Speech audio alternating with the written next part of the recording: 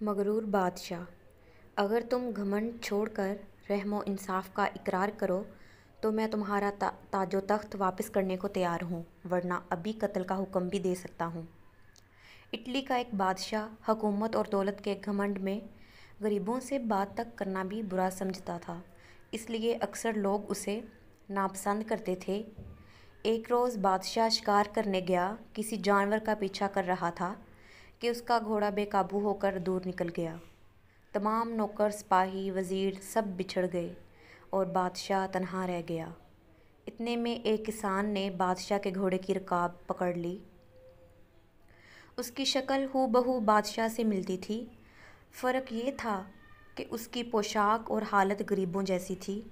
उसने बादशाह से कहा कि मैं 3 दिन से हजूर की ड्यूटी पर भूखा प्यासा चला आ रहा हूँ, मगर कोई मेरी फरियाद नहीं सुनता। बादशाह गरीब को मैले कुचैले कपड़ों में देखकर ये कहते हुए आगे बढ़ गया कि मैं ऐसे लोगों से बात नहीं करता। गरीब किसान फिर भी उसके पीछे पीछे चलता रहा, यहाँ तक कि बादशाह एक तालाब पर पहुंचकर घोड़े से उतरा। उसने ताज और कपड़े उतार कर एक तरफ रखे और नहाने के लिए तालाब में उतर गया। जब बादशाह तालाब में उतर चुका तो गरीब किसान ने बादशाह के कपड़े पहनकर ताज सर पर रख लिया। बादशाह के घोड़े पर सवार होकर रफू चक्कर हो गया। किसान बादशाह थोड़ी ही दूर गया था कि उसे शाही नौकर चाकर मिल गए, जिन्होंने उसे बादशाह समझकर अदब से सलाम किया और उनके साथ शाही महल में चला गया। असल बादशाह तालाब से नहाकर बाहर निकला तो कपड़े, ताज और घोड़ा कुछ भी मौजूद ना था। वो बहुत घबराया, मगर अब क्या हो सकता था। नाचार गरीब किसान के मैले कपड़े पहने और कई दिन तक फाके करने और भटकने के बाद शहर पहुंचा, मगर अब उसकी ये हालत थी कि जिससे बात करता कोई मुंह ना लगाता, और जब ये कहता मैं तुम्हारा बादशाह हूँ तो लोग उसे पागल समझकर हंस देते। 2-3 हफ्ते इसी तरह गुजर गए।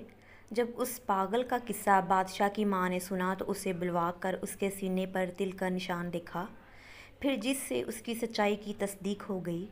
किसान ने असली बादशाह की ये हालत देखकर कहा, क्या तुम वही शख्स हो जो दौलत और हुकूमत के घमंड में गरीबों की फरियाद नहीं सुनते थे? उसी की सज़ा देने के लिए मैंने ये सब किया था।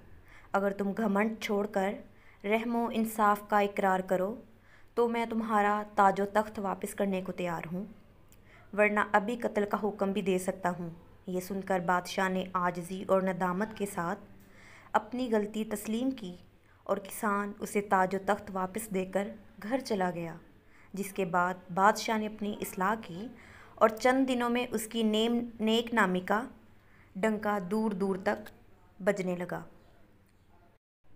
मेरे प्यारे नाजरीन, अगर आपको मेरी ये वीडियो अच्छी लगी तो प्लीज़ मेरे चैनल को सब्सक्राइब लाजमी कीजिएगा, ताकि जो मज़ीद नेक्स्ट वीडियोस हैं वो आप तक पहुंच सकें। अगर हो सके तो मेरी वीडियो को लाइक भी कर दीजिए, शेयर भी कीजिए और कमेंट भी लाजमी कीजिएगा कि मैं नेक्स्ट कौन सी वीडियो अपलोड करूं। Thank you so much. अल्लाह हाफिज़।